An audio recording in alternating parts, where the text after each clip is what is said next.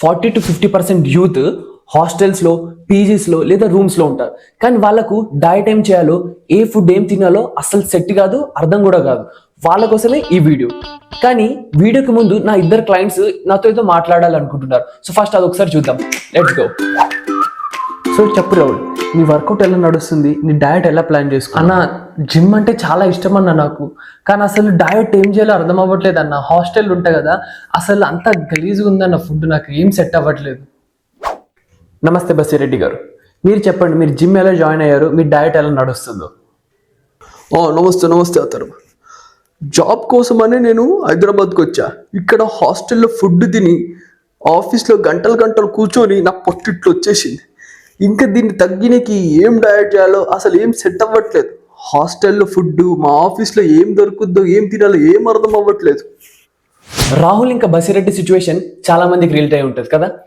వాళ్ళిద్దరి సిచ్యువేషన్ కూడా సేమ్ అదే. హాస్టల్లో ఉండడం వల్ల డయట్ తెలీదు. అందుకే ఈ హాస్టల్ డయట్ని మనం మొత్తం 5 పాయింట్స్లో బ్రేక్ డౌన్ చేస్తాం. ఫస్ట్ పాయింట్ వచ్చేసి బ్యాలెన్సింగ్ ది న్యూట్రియంట్స్. మీరు వర్కౌట్ చేసినా చేయకున్నా ఏదేమైనా సరే మీ బాడీ పనిచేయాలంటే దానికి కొన్ని బేసిక్ న్యూట్రియంట్స్ కావాలి. Carbs, protein, fat, minerals, vitamins and water కూడా. ఇవన్నీ మీకు రెగ్యులర్ బేసిస్లా కరెక్ట్గా వస్తున్నాయో మీరు చూసుకోవాలి. ఇప్పుడు ఇవన్నీ న్యూట్రియంట్స్ నీకు కరెక్ట్గా వస్తున్నాయో లేదో చూడాలంటే ఫస్ట్ మనం చూడాల్సింది నీ హాస్టల్ కిచెన్లో. ఆ హాస్టల్ కిచెన్ మన చేతిలో అస్సలు ఉండదు. వాళ్ళు ఏదో వండితే అదే తినాలి. కానీ ప్రతి ఒక్కరు ఒకటే ఫార్మాట్ రిపీట్ అవుతుంది. బ్రేక్ఫాస్ట్లో ఇడ్లీ, వడ, ఇంకేదైనా ఉంటుంది. లంచ్ అండ్ డిన్నర్లో రైస్, చపాతి, ఇంకో 2-3 కర్రీస్ ఉంటాయి. వాళ్ళు ఎట్లా వండుతారో మనకు తెలియదు, కానీ అందులో కూడా నీకు కొన్ని న్యూట్రియంట్స్ దొరుకుతాయి. అవి ఏంటంటే ఫైబర్స్, కార్బోహైడ్రేట్స్, ఇంకా ఫ్యాట్స్. ఇప్పుడు ఇవన్నీ కాకుండా నాకు ఇంకా కావాలని ఆ ఆంటీకి పోయి నువ్వు చెప్పినావనుకో, ఆంటీ ఇందులో ఆయిల్ ఎక్కువ ఉంది, ఇందులో ఎగ్స్ ఎక్కువ ఇవ్వండి, నాకు కొద్దిగా ఫుడ్ మంచిగా పెట్టండి అని చెప్పినావనుకో,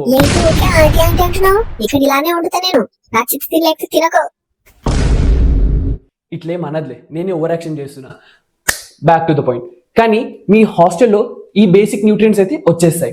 పాయింట్ నెంబర్ 2, మిస్ అయిపోయిన ప్రోటీన్స్ ఇంకా మినరల్స్ని బ్యాలెన్స్ చేయాలంటే కొద్దిగా మనం ఎక్స్టర్నల్గానే తెచ్చుకోవాలి. కానీ అవి చాలా సింపుల్. మీరు నాన్ వెజ్ అయితే ఈజీగా ఒక కెటల్తో మీ మొత్తం పని అయిపోతుంది.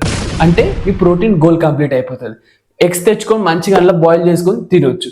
లేదు మీరు వెజ్ అంటే రాత్రి లేదా 2 రోజుల ముందు స్ప్రౌట్స్ నానబెట్టుకోండి.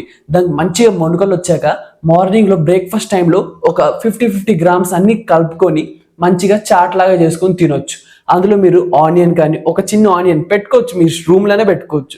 ఆనియన్, ఒక టమాటా కట్ చేసేసుకొని మంచి కొద్దిగా ఉప్పు కారం వేసుకొని తింటే జబర్దస్త్ చాట్ లాగా అయిపోతుంది. సో మీ ప్రోటీన్ ఇంటేక్ మీరు ఇలా బ్యాలెన్స్ చేయొచ్చు. విటమిన్స్ ఇంకా మినరల్స్ విషయంకి వస్తే డ్రై ఫ్రూట్స్ అండ్ ఫ్రూట్స్, ఇవి రెండిట్లో మీకు కావాల్సినంత రిక్వైర్మెంట్ ఫుల్ఫిల్మెంట్ అయిపోతుంది. బ్రేక్ఫాస్ట్ తర్వాత లేదా ఈవినింగ్ టైంలో మీకు నచ్చింది ప్రిఫర్ చేసుకోవచ్చు. ఇక దానికి ఇలా ఇది తిను అది తిను అని చెప్పను, ఎందుకంటే మీరు వెయిట్ లాస్ కైనా వెయిట్ గెయిన్ కైనా ఒక నీట్ డయట్ స్టార్ట్ చేయాలి ఫస్ట్. దానికోసం ఇది. ఇప్పుడు ఇంకోటి మిగిలేది ప్రోబయోటిక్స్.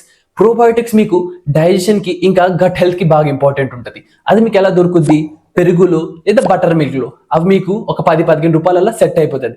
రాత్రిపూట మంచిగా 1 స్పూన్ పెరుగు వేసుకొని మజ్జిగ దాగి పడుకోవాలి, సెట్ అయిపోద్ది.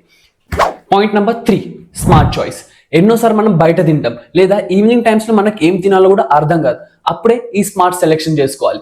మీకు ఆప్షన్స్లో పీనట్స్ ఉంటాయి, రోస్టెడ్ పీనట్స్ ఉంటాయి, లేదా పొట్టు చెన కూడా ఉంటాయి. మీరు మంచిగా చాట్ లాగా చేసుకొని ఉప్పు కారం వేసుకొని తినొచ్చు. లేదు మీకు గ్యాస్ట్రిక్ ప్రాబ్లం, డైజెషన్ ప్రాబ్లం అవుతుందంటే తీసేసేయండి. You can use makhana. Makhana కూడా బెస్ట్ ఉంటుంది. లేదు అది కూడా మీకు కుదరదు అనుకో, మంచిగా ఆ టైంలో ప్రోటీన్ షేక్ కానీ లేదా ఓట్స్ షేక్ కానీ తాగొచ్చు. Point number 4, keep it simple and easy. ఎందుకంటే మనం జిమ్ జాయిన్ అయిన కొత్తలో లేదా మన హెల్త్ కోసం కేర్ తీసుకున్న స్టార్టింగ్ స్టేజ్లో మనకు అన్నీ ఈజీగానే ఉంటాయి. చేద్దాం రవి, ఎట్లయినా చేద్దాం, ఏమైనా చేద్దాం అని చెప్పి రోజు బాయిల్ చేసుకుంటాము, మిక్సీలు పెట్టి షేక్స్ చేసుకుంటాం. కానీ చేసిన కొద్దీ మనకు వర్క్ ప్రెషర్లో మనకు టైం సెట్ అవ్వక అవి ఆపేస్తాం. మళ్ళీ నార్మల్గా బేసిక్ డయట్ అయిపోతుంది. అందుకే మీకు ఏదైతే ఈజీగా యాక్సెస్ ఉంటుందో, మీరు ఏదైతే రిలాక్స్గా మంచిగా కంప్లీట్గా చేసుకోగలుగుతారో, ఎక్కువ రోజులు చేసుకోగలుగుతారో అది సెలెక్ట్ చేయండి. అప్పుడే మీ డయట్ కూడా కొన్ని లాంగ్ లాస్టింగ్ ఉంటుంది, మీకు రిజల్ట్స్ కూడా అప్పుడే వస్తాయి. Point number 5, don't over restrict your self. Week అంతా మంచిగా డయట్ చేసిన తర్వాత మన క్రేవింగ్ లెవెల్స్ కొన్నిసార్లు పెరిగిపోతాయి. మెంటల్గా స్ట్రెస్ అనిపిస్తుంది. అప్పుడు నచ్చింది ఏదైనా తినేసాయి. నా మాట విను. బిర్యానీ అయినా, పానీపూరి అయినా, బజ్జీలైనా ఏదైనా తిని, కానీ దానికి ఒక లిమిట్ పెట్టుకో. నేను ఎప్పుడైనా ఇది ఆపేసేయండి, ఇది తినొద్దు, మొత్తం బంద్ అని ఎప్పుడు చెప్పా. కొన్ని సార్లు ఎప్పుడైనా ఒకసారి తినొచ్చు, అది తగ్గించుకోమని చెప్తా. ఓకే, క్వాంటిటీ తగ్గించి ఎవ్రీ 10 daysకి అయినా ఒకసారి, లేదా అలా ఒక 15 daysకి ఒకసారి ఒక లిమిట్ పెట్టుకోండి.